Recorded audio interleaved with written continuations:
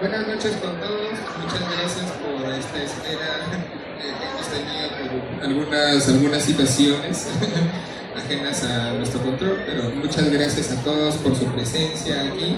Y bueno, vamos a dar inicio a la presentación del libro Pureza del Fuego del doctor Anthony Choi. Unas palabras antes de empezar todo esto.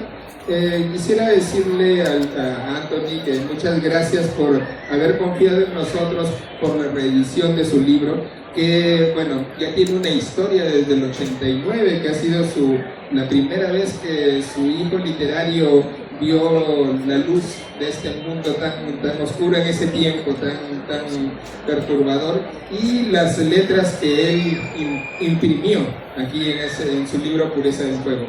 En esta nueva versión tenemos todas estas poesías de esos tiempos que rememoran mucho a los 80, rememoran mucho esta ansia por revelarse, por todo lo que está ocurriendo en ese tiempo tan convulsionado, y combinándolo muy bien con una reestructura de lo que es el amor, de lo que es esta pasión descarnada. Porque muchas veces nosotros tratamos un poco de ocultar qué es el amor o qué es esta situación tan fuerte que nace en nosotros, pero acá en Pureza del Fuego es completamente desnudada. Aquí tienen palabras muy fuertes, muy crudas, que desnudan lo que es tanto el amor como también lo que es, pues, nosotros frente a un mundo que sentimos muy contrario a lo nuestro, que sentimos que necesitamos levantar nuestra voz contra todo lo que está ocurriendo. Entonces, quiero agradecer mucho al doctor Anthony Choi por haber confiado en nosotros, su hijo literario, por haber dado estas letras como cuna a nosotros. Y también les quiero agradecer a los invitados, Giovanna por el Polarono, a Ricardo González Vigil. Y quisiera empezar con esta presentación con el crítico literario Ricardo González Vigil, para que nos dé un poco de todo lo que es para él este libro Pureza del Fuego. Hola.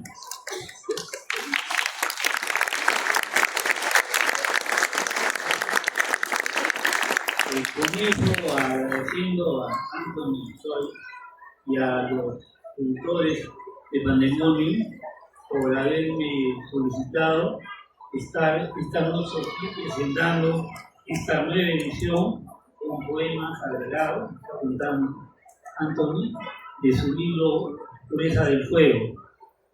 Les agradezco porque, aunque no tanto, sí lo he tratado realmente a Anthony, que ha sido más amigo de mi hijo, para poner las generaciones en su sitio. Más por la amistad con mi hijo que he llegado a tratarlo personalmente a Anthony. Y yo recordaba de alguna manera este libro, porque salió en una época que yo ya continuamente estaba al tanto de lo que se producía en la poesía peruana, pero me ha sido muy grato preguntarle quién ha seguido escribiendo, porque no solamente fue un frenesí por mí, desde adolescente, sino que es algo muy importante dentro de la escritura poética. Bueno, van a ver que el libro tiene, aparte de los poemas, unos prólogos que creo que marcan bastante bien. Hay palabras de Manuel Santuoso Pesquero, que tengo entendido estuvo en la presentación de la primera edición del año 89. También hay palabras de un conocido Choi y de Washington Delgado. Entonces ahí hay un marco que permite bastante situarse en ese contexto de los años 80, en el cual Anthony escribió los poemas de la primera edición, a los cuales ha agregado algunos de dice en esta nueva edición. El título, La pureza del fuego, tiene como eje, como centro, el fuego erótico, el fuego del amor. Es un poemario dedicado a la comunión erótica. No digo un poema de amor porque es mucho más orgánico que la imagen sentimental cuando uno dice poesía de amor. Amor erótico. Pero creo que eso es, en un primer término, en un término más amplio, es una conexión con el universo, con energía, con la fuerza que se expresa a través del sexo en los seres vivos, pero que es algo que de alguna manera está dentro del cosmos, les digo porque se prepara en algunas partes el futuro investigador de lo dimensional, de lo paranormal, que va más allá de la poesía de amor erótico, en sentido reducido. Y los últimos poemas me explican, por ejemplo, lo veía más claro todavía, él ha tenido un puente. Por ejemplo, en un poema que se llama Febril, dice: se declara docto en la ciencia de tu cuerpo, supremo hechicero de tu fuego interno, plenipotenciario y hacedor de los extraviados gritos de la noche. Oh mujer hecha de tantas noches sin luna, o sea, la mujer y el cosmos, escanciaste a mis exhaustas venas en la sed desértica de tus insolentes senos, y al abrirme el último de tus aposentos, al extraviarme en tu sacra mezquita de vida, vi que en esa noche Zaratustra, nuestros cuerpos parieron universo. Un corto es uno de los pasajes del libro que más claro está, mediante incluso la alusión al Zaratustra de Nietzsche, el universo. Entonces hay una conexión muy amplia que va más allá del amor de la pareja, que por supuesto es el primer plano. El primer plano es un poemario sobre el amor, la unión, la cópula, la relación sexual, pero eso va unido a una sensibilidad que en Anthony conecta con Anthony de hoy, de lo paranormal. Bueno, yo lo que quiero decir es que él participó en un grupo, aquí forma un poco de agua, pero yo creo que la poesía esa de la década de los 80, cuando escribe esto, es una poesía que tiene como una de sus vertientes o una de sus zonas precisamente este erotismo inflúdico, desenfrenado. Eso tiene antecedentes en la poesía previa, pero como que eclosiona, sobre todo a partir de Noche de la Adrenalina de Carmen Moller, que es de 1961, exactamente al inicio de la década.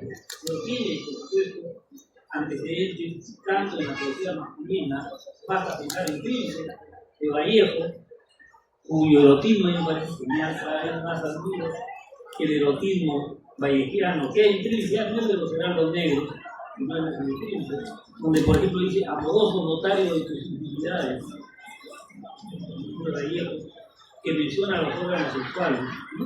Y por supuesto la poesía tan fuerte de César Moro, de los años 30, 40, y grandes antecedentes del fuego erótico, pero ya más cercano, a fines de los 60, comienzos de los 70, esto es bien fuerte. Basta pensar en el poema de lo que fue el grupo Estación Reunida, cuando uno lee a Rosa Ribeiro, que la conozco hace poco, que ella menciona como acá los glúteos, todas las cosas, una producción sexual. En la poesía femenina fue bastante fuerte para su tiempo, pero por comparación con la masculina, poesía más controlada, que la poesía de María Cornejo, 60, 70, 70, pero Tino, que también interesa a varios poetas del movimiento de la serie. O sea que hay toda una conexión hasta que llegamos a los años 80, donde se puede situar este interés del libro por hablar del cuerpo, pero también de la parte interior del alma, como una síntesis entre lo impúdico y también el misterio mismo, que es la energía sexual. Porque a diferencia de algunos poetas que se quedan solamente en hablar de testículos, de clítoris, de una manera un poco chata, yo diría, ramplona, acá hay una noción cósmica y hay un afán muy propio de la época de cuestionar lo prohibido, ir en contra. Hay un pasaje donde dice una moral griega, las enseñanzas cristianas, todo lo que intenta reprimir el fuego que tenemos dentro, ¿no? Entonces hay todo ese cuadro que también, recuerden que es una época de mucha contracultura.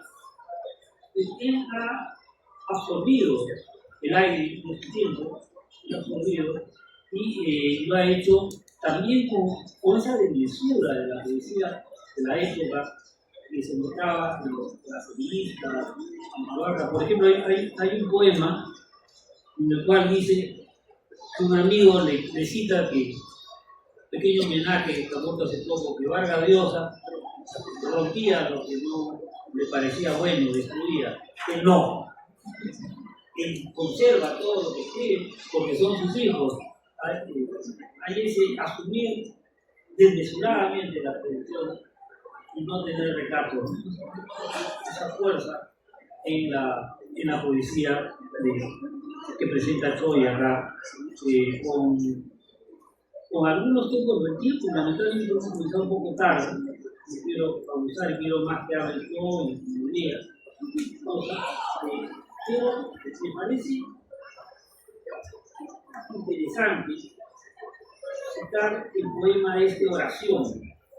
No sé si lo vas a leer. Muy breve, ¿no? Porque otro poema un poco largo.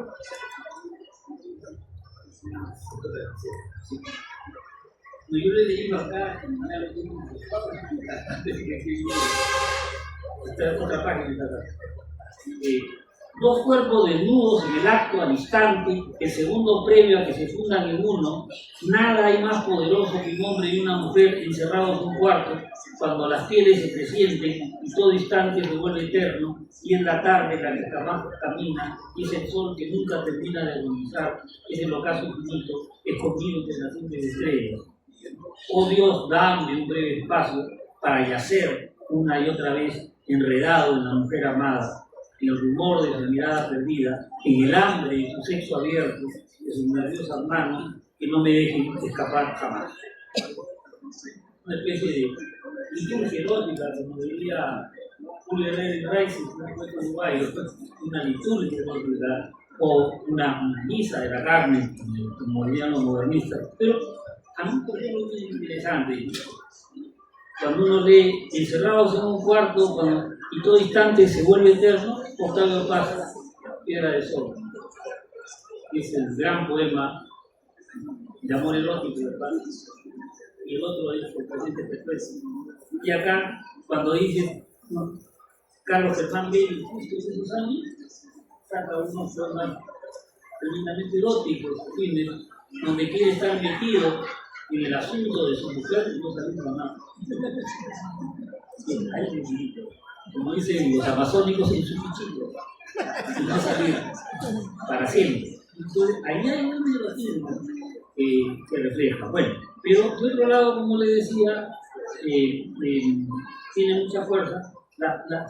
Los poemas finales, un sueño, todo eso, yo sentía que ya hablaba de los planetarios, ya me la clara acá, ya empieza a hablar más de los planetas, del universo, del corazón que se amplía, entonces está sensoico, que se ha vuelto un comunicador tremendamente multitudinario, conocido, ¿no? Que se amplía para un lado o el otro, donde el fuego ya colinda pues, con todo el universo. Bueno, para mí hay aquí mucha fuerza expresiva, mucha intensidad, Anthony. En tu libro hay un talento poético muy claro.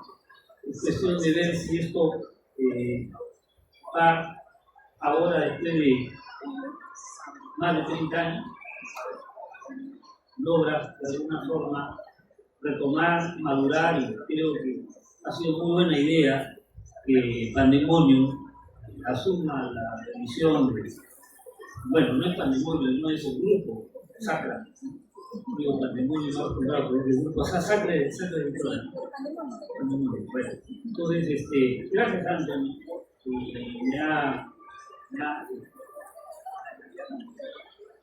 he leído con mucho entusiasmo, por decirlo en pocas palabras. Y bueno, pues, que siga de lo mismo.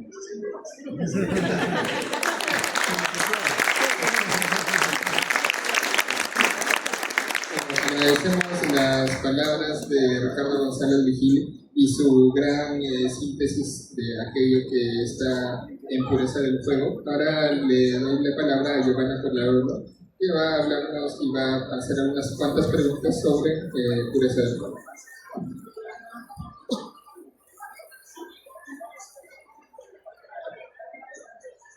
Buenas noches, está muy fuerte. Bueno, muchas gracias por la invitación. Yo, en realidad yo no lo conocía, yo sí conozco a su tío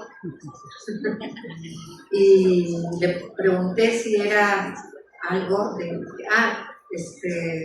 aprovecharé para saludarlo después de tantos años que no lo veo. Así que gracias por la invitación también. Creo que Ricardo ha sido muy claro, su presentación nos ha ubicado muy bien para la lectura, ¿no? Cuando nos acerquemos a la lectura de este poemario. Y yo más bien quisiera ¿cómo diría?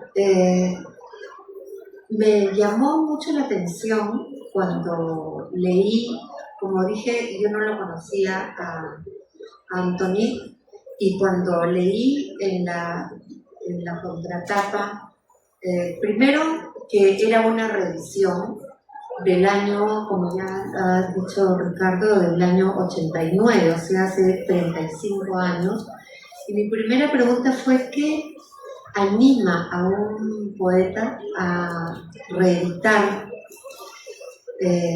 después de tantos años por su cuenta? Porque me imagino que ya cuando uno se muere te pueden otros reeditar, ¿no? Pero que uno decida reeditar algo que he escrito hace tantos años, que estás, de alguna manera, estás diciendo que eso que has escrito es vigente, que el tiempo que ha pasado no ha pasado en realidad, porque de alguna manera sigues siendo la misma persona y todo lo que está ahí lo suscribes. Eso me dio curiosidad eso, y dije, no, como va a estar Ricardo y él va a explicar muy bien el poemario, mejor yo voy a hacer las preguntas y que de pronto también que el público le puede tenerlas, ¿no? Y esa es mi primera, ¿no? ¿Qué te anima y cómo fue la selección? Si es que eliminaste, aunque tu poema dice que no botas nada, que no destruyes nada, que todo lo que escribes o lo publicas o lo guardas pero no se rompe, nunca había escuchado, porque más bien lo usual es que todos los escritores digan, no, yo voto, o sea, si algo no me gusta lo voto. Hay la famosa historia de García Márquez, ¿no? Que decía que un capítulo que le encantaba, que le había tomado años escribir, lo destruyó porque desarmaba la estructura, ¿no? Pero bueno, si has conservado entonces tal cual la publicación, o también creo que sí has hecho añadidos, ¿no? Pero no se señala, pero por lo menos hay un poema donde se habla de un celular, y en los años en 90 no teníamos celulares, había celulares, pero solo los ricos, eran grandotes, carísimos y caros. Era un lujo, o sea, alguien decía, ¿tiene celular? ¡Ah! ¿Tiene? y bueno, pero acá ya se habla de celular. Entonces, bueno, esa es mi primera pregunta. Bien, en primer lugar, quiero agradecer justamente a las personas que están aquí presentes, ¿no? A todos los que han venido en esta presentación, pero también quiero, lógicamente, agradecer a mi familia, a mi esposa Liliana, a mis hijas Stephanie, Lindsay y Laurel, a mi papá Jorge Luis, a mi mamá Edith, y a mi tío Armando Choi, que fue la persona uno de los presentadores hace 35 años de la primera edición de este libro, junto con el gran poeta Manuel Patigoso y Washington Delgado. Y quiero, antes que responder, agradecer profundamente también la presencia de dos personas que son luminarias dentro de la cultura nacional, ¿no? Don Ricardo González Mujil, uno de los más importantes críticos literarios del país, ¿es cierto? Y a Giovanna Polarolo, que es una intelectual que se ha desarrollado en muchos campos, en la poesía, en el ensayo, y bueno, realmente es conocida por ser la guionista de las más importantes películas peruanas, ¿no es cierto? Boca de Lobo, Pantalón y la Dictadora, Caído del Cielo. Que me estén acompañando esta noche, para mí, que soy de alguna manera un intruso en la literatura, porque de hace 35 años no estoy sacando la segunda edición de este libro.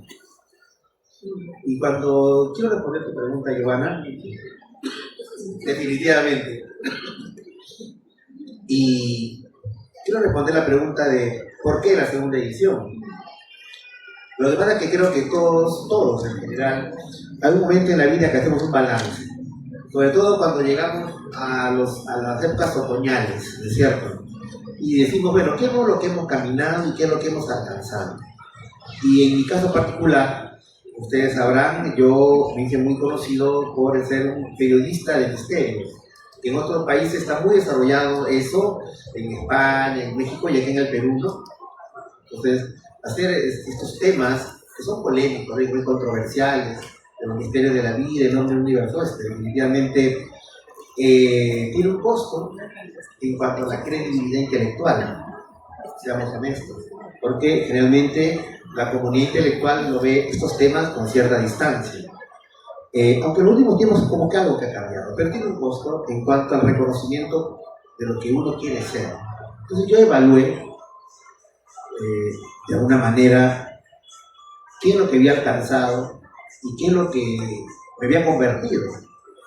Y sí, es cierto, estaba de alguna manera satisfecho de ser, entre comillas, una persona mediática, que habla de estos temas de extraterrestres y fantasmas, pero dentro de mí sentía que no era lo que yo, cuando era joven, quería llegar a ser. No era eso. Lo que yo siempre quise ser es ser escritor. Pero la vida me llevó por otro camino, del cual no desdeño, ni me siento orgulloso, por supuesto, pero no era lo que yo, ¿verdad?, cuando era joven aspiraba a ser, uno soñaba a ser. Entonces, de alguna manera, mi esposa Liliana fue un poco la hacedora de esta idea. Que dijo, ¿y por qué no reeditas Pureza del Fuego, un poemario que prácticamente pasó desconocido inclusive para la generación de los 80, que conocían grupos como Cloaca, Domingo de Ramos, gente, pero este poema pasó desapercibido. Entonces dije, sería interesante reeditarlo para volver a encaminarme en lo que yo verdaderamente quiero ser, que es el camino de la literatura, de la creación literaria, de la creación artística. Y es por eso que, estimulado, como digo, por Lili, decidí emprender. Pues. Y en ese momento yo quiero también agradecer pues a la editorial Pandemonio, porque en realidad en un mundo en el que ya no se lee, lamentablemente las nuevas generaciones no leen, están volcadas al audiovisual, y estaba irónicamente, contradictoriamente, ese es un dato de la realidad, como dicen los chicos, un facto, sí se está leyendo. Es un error decir que no leen. Sí se está leyendo. Eso es importante que nos demos cuenta. Ahora, ¿qué leen? Ya se... Bueno, pero ya estamos en camino. La poesía no. La poesía siempre ha sido, como decimos acá en la mesa, la cenicienta de los géneros literarios, siendo el Perú un país, ¿cierto? El doctor González Vigil, un país lleno de poetas, bueno, también de contactados extraterrestres. Claro, y entonces uno analiza las carreras de quienes me acompañan en la mesa, y claro, estoy diciendo también algo que tú, Giovanna, como estás siendo poeta, y luego te extendiste otro género. Pero lo que yo quería decir era que un libro no solamente es algo para leer, sino también es un objeto estético. Y en ese sentido quiero hacer público mi agradecimiento y admiración a Luis por el hermoso diseño de carátula que has hecho, Luis, te pasaste, y también a Tania Huerta, ¿cierto? Está muy impresionante el libro. Pero bueno, esa es básicamente la respuesta. O sea, quería retomar el camino. En línea con eso te viene mi otra pregunta. Hace años, no me acuerdo, creo que debe haber sido antes de la pandemia, yo salía de clases de la Católica en un curso que terminaba a las 10 de la noche y estaba sintonizada en RPP y escuchaba a un señor que hablaba y no sabía quién era, y recién cuando leí dije, era, porque todo el camino de la universidad, mi casa que es en Barranco, escuchaba gente que llamaba por teléfono a contar historias que le habían ocurrido extrañas, que no sé, que un día estaba solo en mi casa y de repente apareció una luz y nadie había prendido. Y me llamaba la atención porque la persona que contestaba esa llamada se tomaba totalmente en serio esos fenómenos y la que te llamaba también. Y a mí siempre me quedé como eso que tú dices, tenemos una racionalidad, ¿no?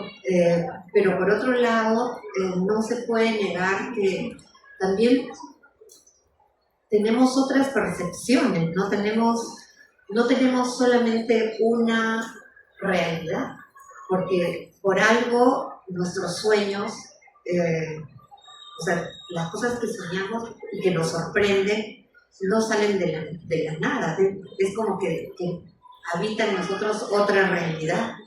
Y cuando la gente toma pastillas o se droga, también estaba leyendo a Rafa León, que ha contado que cuando estuvo entubado y en coma como un mes, vivió mundos que nunca hubiera imaginado. O sea, ¿cuántos registros tenemos, no? Y creo que, no sé si será verdad o no, pero en todo caso hay personas que lo creen y que están convencidos de eso. Yo creo que muchos escuchan. Y me pregunto entonces, ¿cómo no dialoga tanto, aunque Ricardo ha señalado que en los últimos poemas se nota, pero no integras esos universos en tu poesía? Lo que pasa es que, respondiendo a esta segunda pregunta, Giovanna, lo que pasa es que hay que recordar que estos poemas son de juventud. Pero has agregado. Y los últimos 7 o 8 poemas son ya de esta época. Pero en los primeros momentos, porque el gran parte de este poemario fue escrito cuando yo tenía 20, 21, 22 años. Entonces, otros eran sus intereses, está en plena efervescencia existencial y poética, que se añadió a eso. Ellos expresan por eso mucho el tema de lo erótico, ¿no es cierto? Pero luego, como bien ha dicho el doctor, hubo un puente de los últimos años en los cuales fui integrando poco a poco esta otra temática, ¿no es cierto? Pero si yo analizo un poco haciendo este balance que hice de mi vida y que yo como origen la segunda edición de Profesor Fuego, en realidad yo creo que he seguido una misma línea existencial, fíjate, Giovanna. Yo siempre acuñé una frase, ¿no? Que cuando era poeta buscaba la verdad a través de la belleza. Y luego cuando me volví un investigador de misterios, buscaba la belleza a través de la búsqueda de la verdad. Y en realidad es una misma visión, hermanos. Es esa visión de la vida de que existe un ángulo misterioso, un ángulo mágico, un ángulo que existe la posibilidad de existan otras realidades, un ángulo en el cual los sueños se puedan convertir en realidad. Y eso, tanto como poeta, en el que anidaba estos deseos febriles, ¿no es cierto?, del amor y el erotismo, y esta visión pues un poco ingenua, ¿no?, de que podía alcanzar mis sueños, y coincide en la misma línea de cuando yo creo, cuando alguien me habla de un extraterrestre, de alguien me habla de un fantasma, o sea, de destacar la dimensión mágica de la vida, la dimensión desconocida, que es muy importante, fíjate, desde mi punto de vista, ¿no? Lo que soñamos, lo que vivimos y los que han tenido experiencia con lo desconocido. De una manera ponen en relieve lo que en realidad es el misterio de la existencia humana, que al final se ha manifestado en muchos aspectos, en este caso la poesía, pero también en la literatura, ya sea en la novela, etc., y la música. Entonces simplemente es eso, ¿no? Destacar el lado misterioso de la vida. No sé, creo que ya hago una pregunta más para que luego es que voy a leer.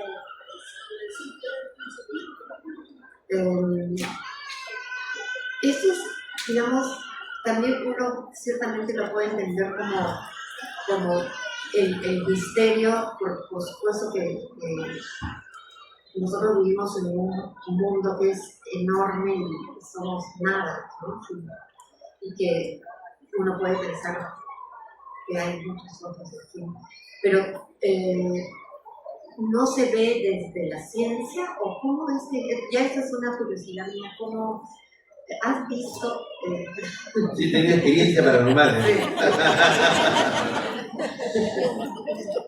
Lo que pasa, muchas de las personas que están en estos temas del misterio es porque han tenido experiencias paranormales, ya sea el tema extraterrestre o el tema de ver fantasmas. En mi caso no. En mi caso todo nació de un puro interés intelectual. O sea, no me interesaba mucho de repente poder ver un extraterrestre en Chilca o un fantasma en la casa mapuchica. No. A mí lo que me interesaba era cómo el ser humano vive, procesa el choque con lo desconocido. Eso es lo que a mí siempre me ha fascinado y es un poco la base de mi trabajo. O sea, no es la necesidad de ver un ovni, sino cómo un ser humano puede vivir esa experiencia, más allá de que sea real o no. Entonces, de una manera responder las grandes preguntas que decía el poeta Antonio Cisneros, ¿no? Las inmensas preguntas celestes, ¿no? ¿Quiénes somos? ¿Dónde venimos? ¿Hacia dónde vamos? ¿Estamos solos en el universo? ¿Qué pasa cuando morimos? ¿Existe Dios? ¿No? Tratar de responderlo primero a través de la poesía y a través del erotismo y a través del vivir, simplemente vivir o imaginar lo que uno va a vivir, y luego a través de sus fenómenos misteriosos. Entonces, en definitiva, simplemente era, vuelvo a repetir, una visión mágica de la vida. Pero y también tiene algo de ciencia, porque dice fundador e investigador de la Fuerza Aérea del Perú. Lo que pasó es que para mí era muy importante confrontar lo que la gente imaginaba o se inventaba, o las leyendas urbanas que están dentro del imaginario colectivo, con lo que había en realidad de la ciencia. Y entonces tuve la suerte de pertenecer a una oficina OVNI de la Fuerza Aérea del Perú. Y ahí se fue la oportunidad para mí de confrontar las posibles historias fantásticas que podrían haber visto en Marcahuasi, en Chilca, con hechos concretos. Y eso fue lo que a mí, ese choque entre la realidad y lo que verdaderamente pasaba, es lo que a mí me alimentó para seguir adelante, ¿no? Porque sí, hay hay registros, ¿no? De pilotos de avión que han visto y que no se puede negar. No se puede negar. Y más aún en esta época en que hay una suerte de eclosión de lo fantástico en la literatura infantil, juvenil, de lo ciencia ficción, de lo fantástico, y que tiene un correlato con algunas manifestaciones de la ciencia, que ya está dando la posibilidad de que no seamos los únicos en el universo. Bueno, muchas gracias por responder con tanta paciencia. Gracias a Giovanna Pularolo por sus preguntas y ahora pasamos con Anthony Choi. Un fuerte aplauso para el doctor. Muchas gracias. Yo la verdad cuando entro, ¿cuántos minutos tenemos? Ok. La pregunta. Sí, voy a leer un par de poemas. Justamente el que citó el doctor González Vigil. Hay que entender que cuando escribí esto era de cosas que no había hecho en esa época y que después sucedieron. Febril. Tu cuerpo es crisalia de mi memoria, una exhalación de mi imaginación de universos. Tu geografía me la he aprendido en febriles lecciones de luna, de paporretes sin olvidos, sin palmetazos en los traseros tiernos tan antiguos, a golpe de infinitas incandescencias escritas en nuestras pieles nocturnas, a tanto machacar y repetir con rítmicos galopes la mezcla soberbia, maratónica de nuestras piernas y brazos y latigazos de tus cabellos, de remover encabritado los cimientos tiernos de tu epicentro luna. Navegante ciego, filibustero, caribeño, de tus labios sin fatiga, de tu boca donde bebí, sorbito a sorbito, el último de tus días, el más escandaloso de tus sueños. En el recorrido extasiado de tus bóvedas florentinas, tus caderas góticas, doctor en la ciencia de tu cuerpo, supremo hechicero de tu fuego ingenio, plenipotenciario hacedor de los extraviados gritos de la noche. Oh mujer, hecha de tantas noches sin luna, escanciaste mis exhaustas venas en la sed desértica de tus insolentes sedes, y al abrirme el último de tus aposentos, al extraviarme en tu sacra mezquita de vida, vi en esta noche Zaratustra nuestros cuerpos parieron universos. Muchas gracias.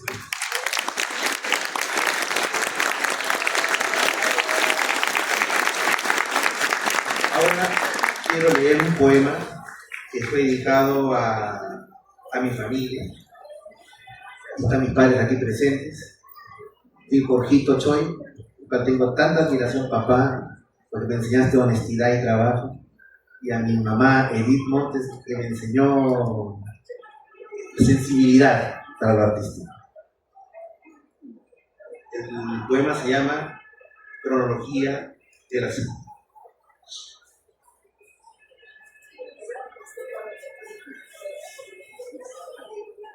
Voy a tratar de buscarlo a mí.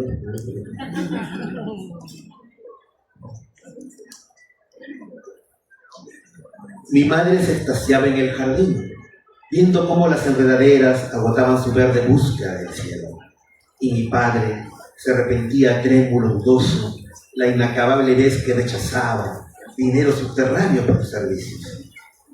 Mi madre me contaba en las pequeñas noches de nuestras cenas quietas cómo había avistado la muerte en el crepúsculo incienso de su abuela y en el de mi hermosa tía envenenada de amor, que me quería como un rosario. En sus ojos había olido el aroma levantisco de los nichos, cuando justamente todos nos reíamos y regalábamos nuestra frívola cristiandad. Y mi padre, enamorado jovencito en la victoria, en el porvenir, y veo su bicicleta plateada, su peinado James Dean, su actitud de pena y gozo, detrás de esa huidiza y sonriente muchacha que habitaba las cumbres de esos úreres, que esos grulleres, socavados ya por obreros seculares, señoras de sus casas, las invasiones provinciales. Allá por el principio de este diluvio incontenible sobre la ciudad alajada, sereno carnicero, fotógrafo impetuoso, incansable cobrador, terca búsqueda de la felicidad, buscando el letargo, el sueño, que quizá llegó cuando compró nuestra blanca, hermosa casa. Mi madre leía a Dios y lloraba por los mendigos, enseñándoles a sus hermanas quiénes eran los exactos culpables. Y mi padre hacía compactos mítines en nuestra casa y en los almuerzos, después del póker, para las navidades, el día de su santo, enseñando a sus amigos, detrás de unas manos vehementes, quiénes eran los exactos culpables. Los dos se amaron siempre, los dos me amaban.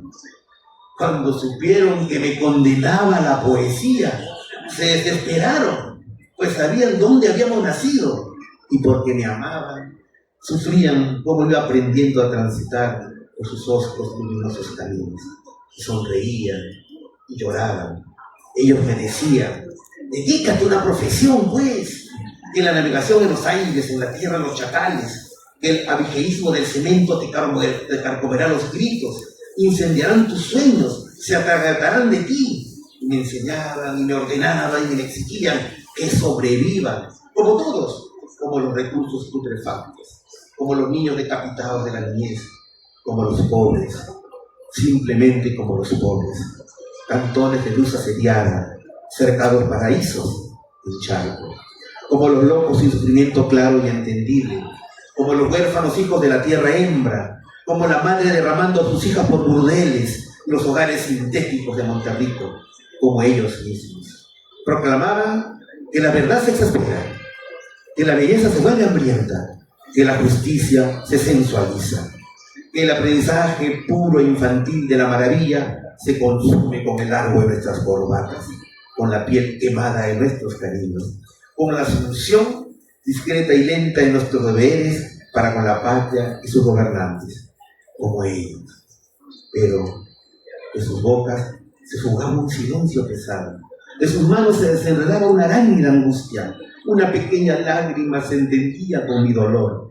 Y es que, en el reverso de los días por venir, ellos sabían que si soy lo que soy, es porque mi madre siempre esperará que las enredaderas toquen a Dios, y mi padre sonría irremisiblemente que llegará el amanecer, en que todos reiremos alucinados por la resurrección de la felicidad al tercer día del inaudito, irremediable amor, después del póker, para las navidades, el día de su santo. Muchas gracias.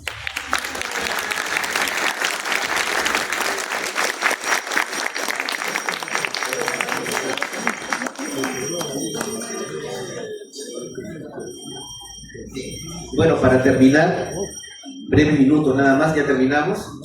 Quiero, para hacer un correlato del pasado y el presente, darle la palabra a quien fue mi primer presentador hace 35 años, mi mentor intelectual, que siempre estuvo conmigo en los momentos en que yo estaba en el arte, en la ciencia, a mi tío Armando Choy, Alberto Armando Choy Monteverde. Tío. Gracias a todos los presentes y en especial a los panelistas que han venido. A Ricardo González Bujín, a quien conozco desde la época de los veranos del cine, en la casona de la Plaza Francia. Pero antes de eso, cuando éramos educados en estudios de la Universidad Católica, te conocí a ti. Estabas vestido de otra manera. Bueno, y también a mi querida amiga de toda la vida, no se le conozco muchísimo tiempo, también una jovencita que vino de Lima, recién casada con Pacho Lombate, ¿no? Me estoy refiriendo a Giovanna Polarolo.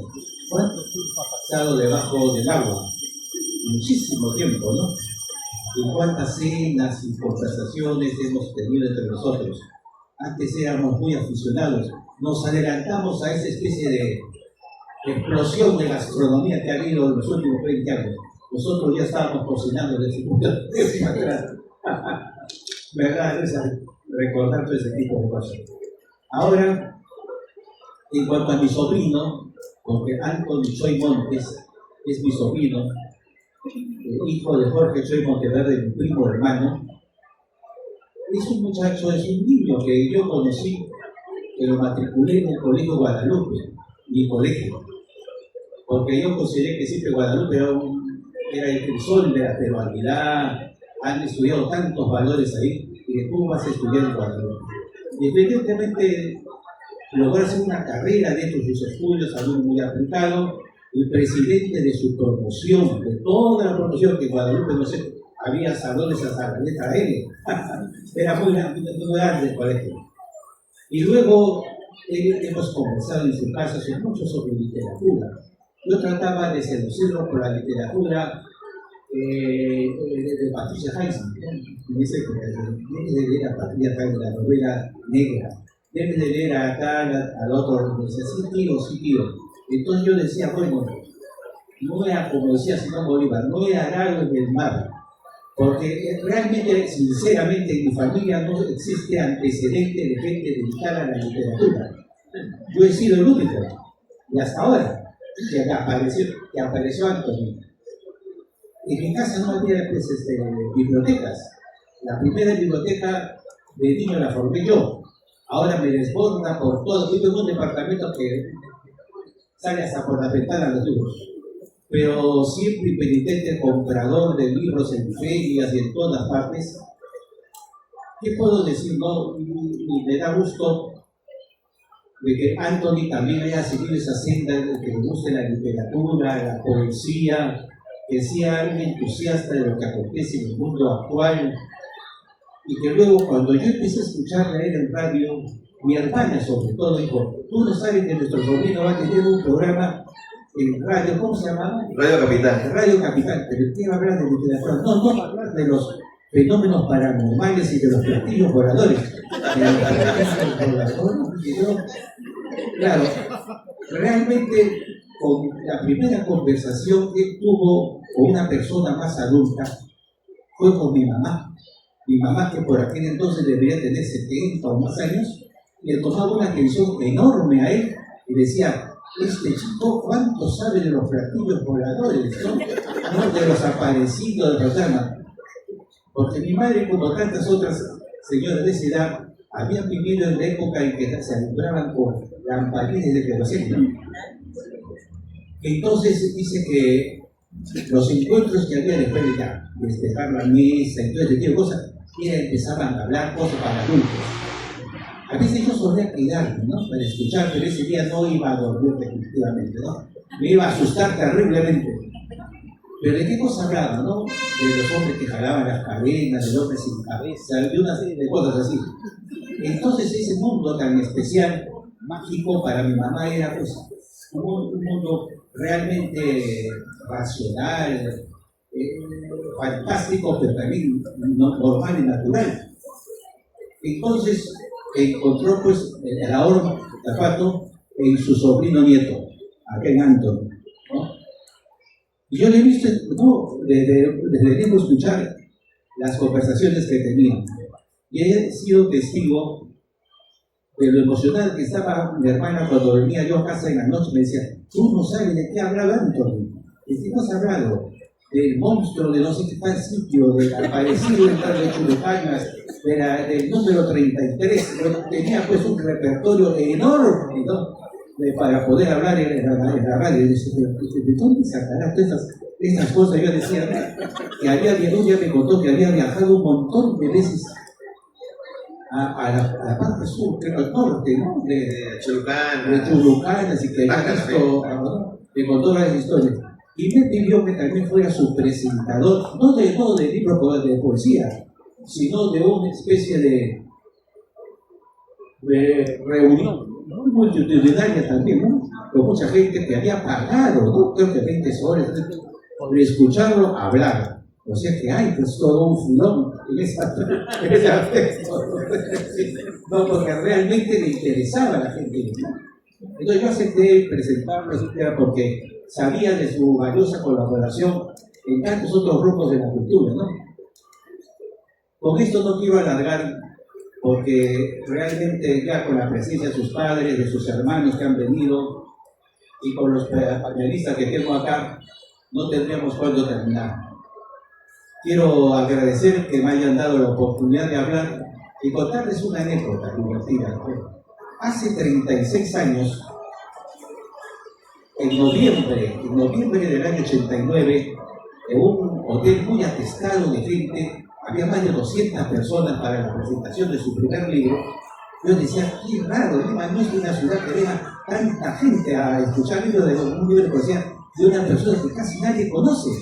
Quizás sus compañeros, ¿no?, del movimiento Ojo de Agua, pero el resto no conocía. Bueno, Washington Delgado, Manuel Pantigoso y yo tuvimos oportunidad de dar unos alcances sobre su obra, y eso se resume un poco en los prólogos que están contenidos en esta segunda edición. Pero yo al finalizar voy a leer un poema que ya había escogido de antemano.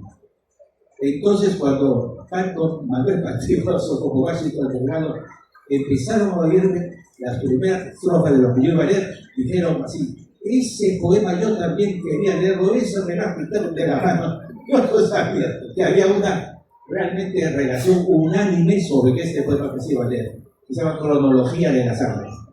Realmente es un poema casi que me hace recordar mucho mi infancia, mi adolescencia, esto que ha hablado del barrio del Porvenir, de su bicicleta que tenía mi primo y con la cual iba a visitarle a su novia que después se casó su esposa. Dicho sea de paso, mi primo se casó muy joven, ¿eh? Se casó a los 20 años. 20 años se casó, ¿no? ¿Quién se casaba a los 20 años? Ahora ya a los 40 se casa. Bueno, gracias. Eso es lo que quería contarles y espero que haya sido muy amena la noche. Gracias.